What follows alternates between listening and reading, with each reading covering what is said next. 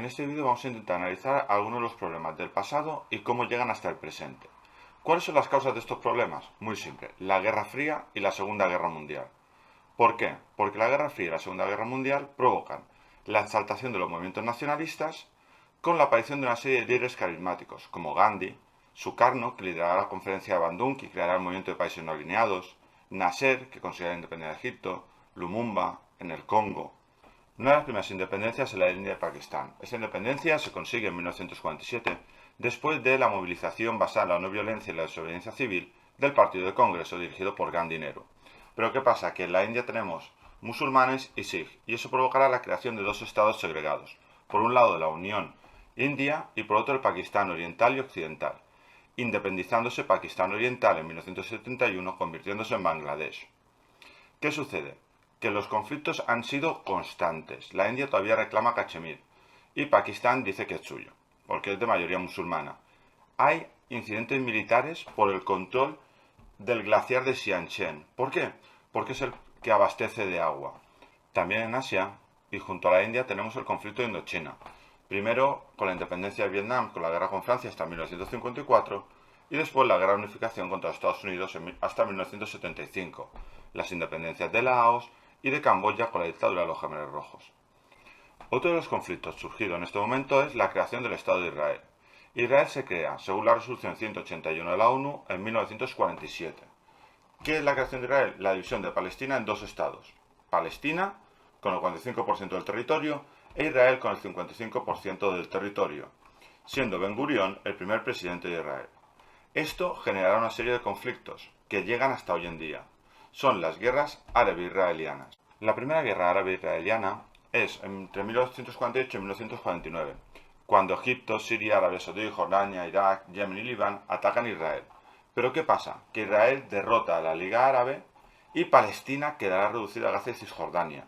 En 1956 se da la Segunda Guerra Árabe-Israeliana, donde Israel ataca al Egipto, dirigido por Nasser, cuando nacionaliza el Canal de Suez y ocupa la península de Sinaí. Pero ¿qué pasa? Que Estados Unidos obliga a Israel a retirarse después de las presiones de la URSS. En 1967 se inicia la Guerra de los 6 días, donde Israel inicia una ofensiva. Ocupa Belén, Jerusalén, la isla de Tirán, la península de Sinaí y los altos del Golán. En 1969, la presidenta de Israel, Golda Meir, intenta negociar con los países árabes, pero el asesinato de los atletas israelianos en las Olimpiadas de Múnich del 72 provocan el fracaso de este proceso. Finalmente se da la última guerra, la guerra del Yom Kippur en 1973, donde Egipto propone un plan de paz negociado con Israel, que es rechazado, y Egipto ataca a Israel el día del Yom Kippur. ¿Qué pasa? Que Egipto es frenada su ofensiva, es derrotada, y se inicia una guerra económica, que provocará la crisis del petróleo de 1973. Pero ¿qué sucede en estos momentos también? Pues durante estas guerras, Yasser Arafat en 1964 crea la Organización para la Liberación de Palestina. En un principio se basa en la realización de atentados, ¿para qué? Para llamar la atención sobre los palestinos, igual que hicieron los judíos con Al-Haganah. ¿Israel cómo responde a estos ataques? Atacando los campamentos de refugiados. Finalmente, en 1987, Yasser Arafat propone la primera intifada y proclama el Estado palestino en 1988. Se intenta una serie de acuerdos, como lo de Madrid y lo de Oslo, que no llegarán nunca a aplicarse, y eso hará que debido a la violación de los acuerdos por parte de Israel, en Palestina, surjan organizaciones radicales, como la Yihad Islámica o Hamas, y se produzca una segunda intifada en el año 2000. En el 2012 la ONU acepta a Palestina como Estado observador. Actualmente la situación de Palestina está muy lejos de resolverse. En el 2018 se conmemoran los 70 años de la expulsión de los palestinos y se realizan las marchas de retorno, que incrementaron aún más la tensión en las zonas. Otra de las descolonizaciones conflictivas será Argelia. Argelia es una colonia de población francesa, y Francia no le dará la independencia de forma fácil, porque hay muchos franceses allí instalados y además económicamente era rentable, y responderá de manera militar, creándose una guerra entre 1956 y 1962. Bien, en Argelia se creará el Frente de Liberación Nacional, al que se opondrán los franceses de Argelia. ¿Por qué? Porque no quieren esa pérdida de soberanía. Serán los pies negros y crearán la Organización del Ejército Secreto, que es una organización terrorista de ultraderecha que realizará distintos atentados. Finalmente, en 1962, Ben Bella conseguirá ser presidente de la República Popular y Democrática de Argelia, pero será destituido por un golpe de Estado en 1965. En el África subsahariana se inician numerosas descolonizaciones. En Kenia en 1963, por ejemplo, con la revuelta también de los Mau Mau, que defienden a la población expulsada de sus tierras. En 1960 se produce la independencia del Congo, colonia belga, que rápidamente los belgas aceptan la independencia del Congo, eligiendo como presidente a Lumumba. Pero rápidamente Lumumba inicia una política económica que no gusta a nadie, ya que nacionaliza todas las empresas mineras. Y esto provocará un golpe de Estado y una dictadura militar hasta 1997. Y hoy en día siguen enfrentamientos étnicos, la zona de Katanga sigue más o menos extendida y en guerra civil. ¿Cuál es la independencia más conocida en este momento? La de Sudáfrica. En 1948 aparece el Partido Nacional, de ideología Boer, una ideología bastante racista. Y en 1961 se crea la República de Sudáfrica, donde se dará la política del apartheid, es decir, una política totalmente de separación entre blancos y negros. Aparece el Congreso Nacional Africano, que pide o que propone la lucha no violenta por la igualdad, y además tenemos que Nelson Mandela la dirigirá, pero también incluye la lucha violenta, creando la Lanza de la Nación. Esto provocará que Nelson Mandela sea detenido por la CIA en 1962. El régimen de apartheid durará hasta el 1990-1991, que abolirá las leyes segregacionistas y se liberará a Mandela, que será elegido presidente de Sudáfrica en 1994 e iniciará una investigación sobre el apartheid con la Comisión de la Verdad y una serie de reformas agrícolas. El conflicto en los Balcanes surge después de la Segunda Guerra Mundial. ¿Por qué? Porque Tito, líder de la resistencia, crea y dirige la República Socialista Federal Yugoslavia, formada por 6 estados: Serbia, Croacia, Eslovenia, Bosnia-Herzegovina, Macedonia y Montenegro, con 2 regiones autónomas, Vojvodina y Kosovo, en territorio serbio, y a un estado independiente de la URSS, pero a un estado donde se aglutinan distintas etnias, distintas culturas, distintas religiones y distintas lenguas. ¿Qué pasa? Que la figura de Tito consigue aglutinarlo todo dentro de este contexto de Guerra Fría. Pero en el año 1991, tras el final de la Guerra Fría con la caída de la URSS, se iniciaron una serie de problemas que prácticamente se extenderán hasta el día de hoy. ¿Cómo funcionaba Yugoslavia tras la muerte de Tito? Muy fácil, una presidencia rotatoria entre los distintos estados. ¿Qué pasa en 1991? Que Serbia se niega a traspasar el poder a Croacia. ¿Por qué? Porque dice que hay serbios diseminados por toda Yugoslavia y que es la única forma de protegerlos. Por eso Eslovenia rápidamente se declara independiente el 25 de junio de 1991, tras un breve enfrentamiento. Bien, Croacia también aprovecha para declararse independiente. Pero ¿qué pasa? Que como tiene frontera con Serbia, sí que se desarrolla una guerra.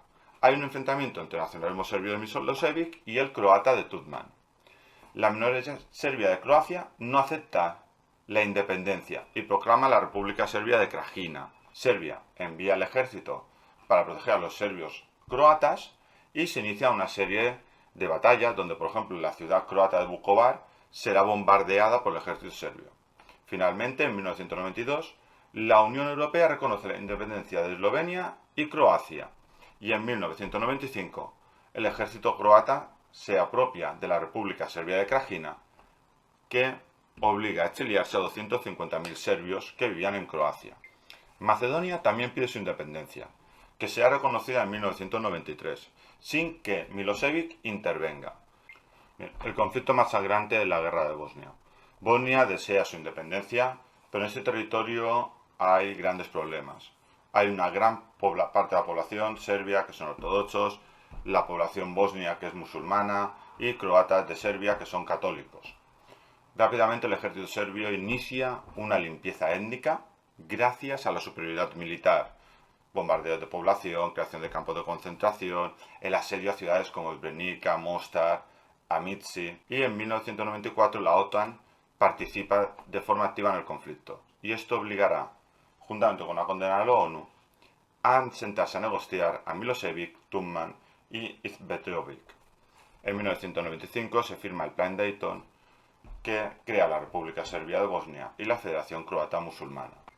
En 1998 la región serbia de Kosovo, de mayoría albanesa, pide la independencia. El ejército serbio inicia una limpieza étnica que que obliga a la intervención militar de la OTAN en 1999, rindiéndose el ejército serbio y provocando el exilio de 200.000 serbios y todas las minorías no albanesas. Kosovo será administrada por la ONU hasta el 2008, que se declara unilateralmente independiente. Milosevic será detenido y juzgado por el Tribunal Internacional de La Haya por todos los crímenes de guerra cometidos hasta el año 2000. Bien, China. China es un país enorme, el que en 1911 consigue derrocar al último emperador chino, Yupi, surgiendo dos partidos políticos, el Kuomintang, o Partido del Congreso, liderado por Sun Yat-sen, que controla las principales ciudades, y en 1921 se funda el Partido Comunista Chino, liderado por Mao Zedong, que tiene el apoyo de los campesinos. En un principio, el líder del Kuomintang realizará una fuerte represión contra el Partido Comunista, siendo derrotado el ejército comunista, que realiza la gran marcha hacia el norte, huyendo de la represión. Esto consigue extender las ideas comunistas.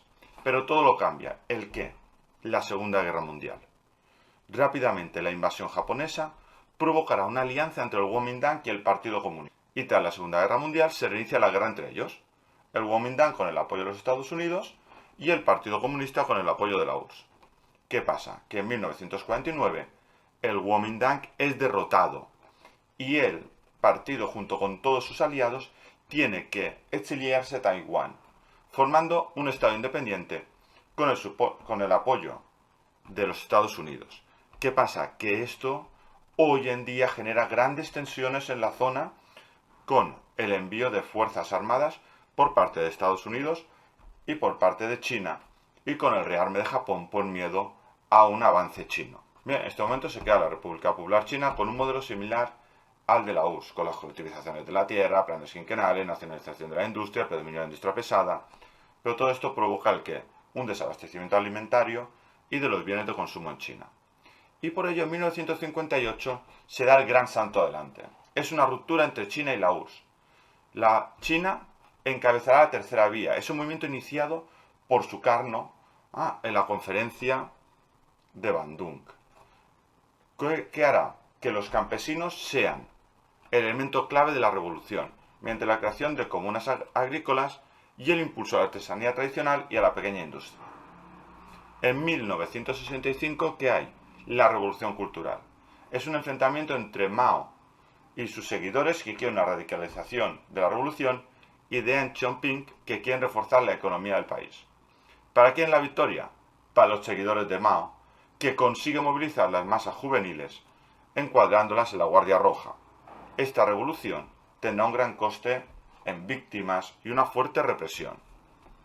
Tras la muerte de Mao, lo sustituye Deng Xiaoping, que incorpora prácticas capitalistas a partir de 1976, abandonando las colectivizaciones, permite la propiedad privada familiar, la industria se somete a la exigencia del mercado, se expande propiedad privada, se permiten inversiones extranjeras, hay una economía regulada, un sistema mixto y unos cambios en la educación orientada hacia la investigación. Claro, eso está bien, pero cada vez hay más ansias de libertad, como hemos visto en todas las zonas de África. Y en 1989 se produce la primavera de Pekín, donde se exigen libertades democráticas, además de las económicas. No olvidéis, es prácticamente una dictadura de partido único. Sí, ha habido cambios económicos, pero no políticos. ¿Qué pasa? Que el 4 de junio tenemos la revuelta de Tiananmen, que estará sofocada por el ejército. ¿Vale? ¿De qué se quejan? De la corrupción del Partido Comunista, del aumento de inflación y que las reformas económicas son bastante agresivas. En el 2003, con la presidencia de Hu Jintao, se reconoce la propiedad privada, se mantiene el crecimiento económico basado en el consumo de recursos nacionales y totalmente naturales. ¿Qué pasa? Que esto ha provocado un movimiento de protesta internos y externos, ya que China no cumplirá los protocolos medioambientales internacionales. Ojo, China no es el único país que los incumple. En el 2012, Xi Jinping es nombrado presidente de China y entre las medidas que tenemos son mantener el crecimiento económico chino, aprobará también, mejor dicho, una constitución en el 2018 que le permite presentarse de manera indefinida al cargo habrá una gran persecución contra la corrupción y usará la inteligencia artificial para el control de la población